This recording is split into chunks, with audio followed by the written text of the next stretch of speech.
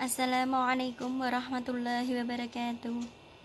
Alhamdulillahirabbil alamin wa bihi nasta'in wa ala umuri dunya waddin. Wassalatu wassalamu ala asrofil anbiya'i wal mursalin sayyidina wa maulana Muhammadin wa ala alihi wa sahbihi ajma'in, amma ba'du. Yang saya hormati Bapak Ahmad Nasiruddin selaku dosen pengampu mata kuliah bimbingan akhlak, dan yang saya cintai seluruh teman-teman Yaud kelas 1C. Pertama-tama, marilah kita panjatkan puji syukur kehadirat Allah Subhanahu wa Ta'ala yang telah melimpahkan rahmat, taufik, dan hidayahnya sehingga pada kesempatan kali ini kita dapat berkumpul dalam keadaan sehat walafiat. Tak lupa salawat serta salam kita curahkan kepada junjungan Nabi besar kita, Nabi Muhammad Rasulullah Sallallahu Alaihi Wasallam, yang akan kita nantikan syafaatnya di yaumul qiyamah nanti. Perkenalkan, nama saya Sunita dari program studi pendidikan Islam anak usia dini kelas 1C.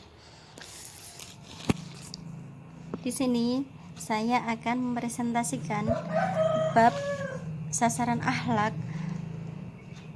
problematika akhlak dalam kehidupan, karakter akhlak Islam.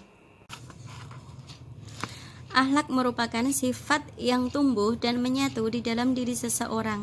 Dari sifat yang ada itulah terpancar sikap dan tingkah laku perbuatan seseorang, seperti sifat sabar, kasih sayang, atau sebaliknya sifat pemarah, benci, dendam, iri, dan dengki yang dapat memutuskan tali silaturahmi.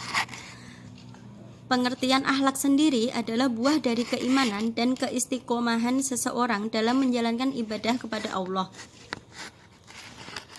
Akhlak memiliki pengertian baik secara bahasa maupun istilah.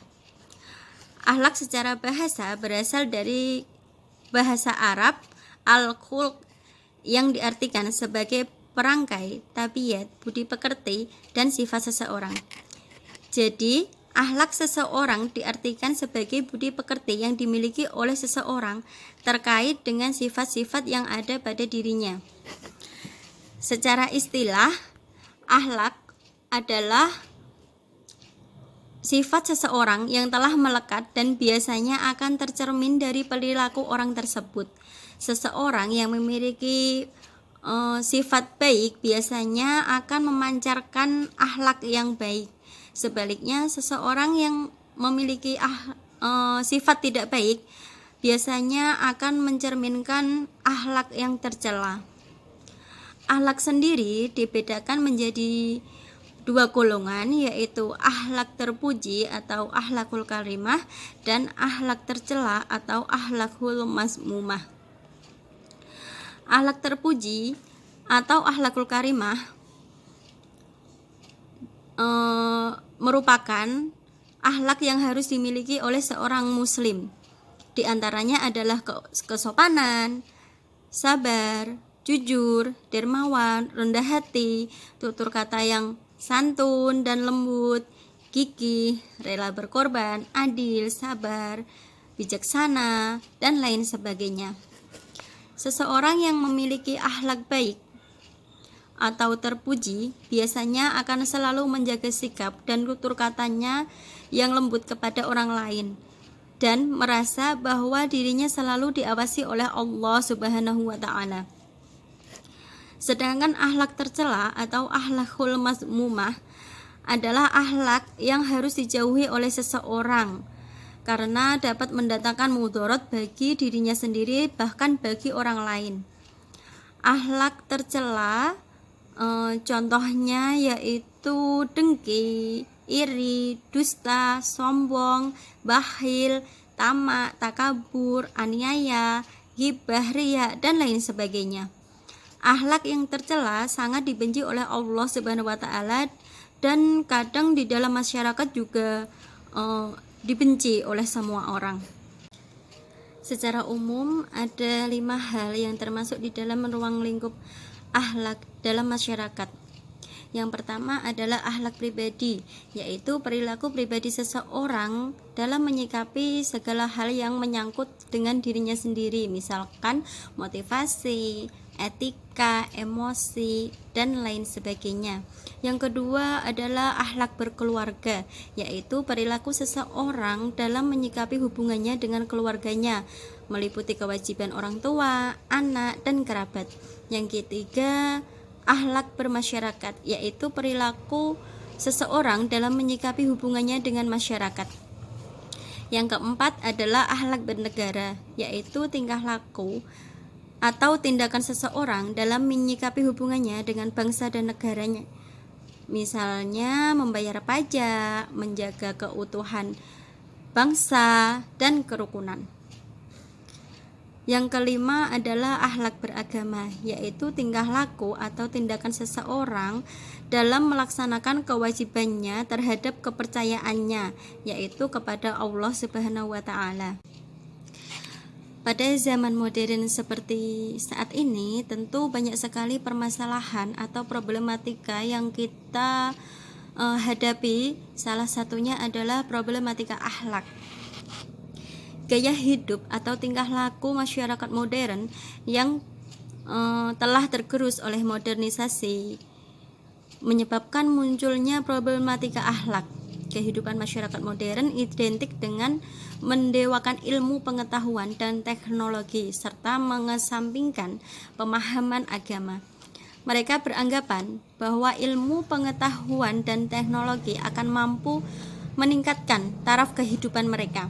Padahal tidak selamanya akan seperti itu yang diharapkan, karena kemajuan di bidang teknologi yang berkembang pada masyarakat modern akan memberikan dua dampak bagi kehidupan manusia, yaitu memberikan dampak positif dan juga menimbulkan dampak negatif.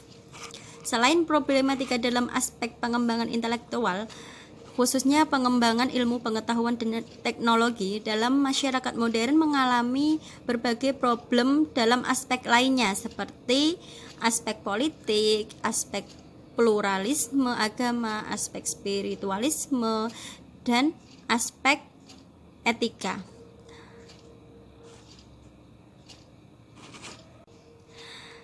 Pembahasan kita yang terakhir adalah karakter akhlak Islam.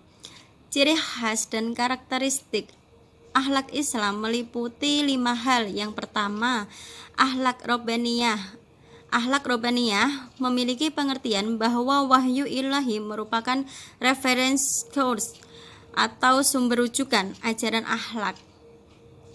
Yang kedua, akhlak insaniyah. Akhlak insaniyah mengandung pengertian bahwa tuntunan fitrah dan eksistensi manusia sebagai makhluk yang bermartabat sesuai dengan ditetapkannya ajaran akhlak. Yang ketiga, akhlak jami'iyah. Akhlak jami'iyah mempunyai arti bahwa kebaikan yang terkandung di dalamnya sesuai dengan kemanusiaan yang universal. Kebaikannya dan seluruh umat manusia di segala zaman dan di semua tempat, mencakup semua aspek kehidupan yang baik, yang berdimensi vertikal maupun horizontal. Yang keempat ada akhlak wasitiyah. Akhlak wasitiyah berarti ajaran akhlak itu menitik beratkan keseimbangan antara rohani dan jasmani, keseimbangan antara dunia dan akhirat, dan seterusnya.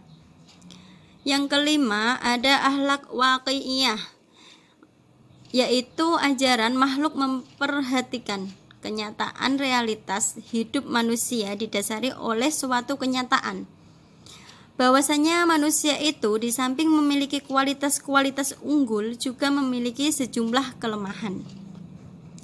Demikian yang dapat saya sampaikan, kurang lebihnya saya mohon maaf. Wabillahi taufiq wal hidayah. Wassalamualaikum warahmatullahi wabarakatuh.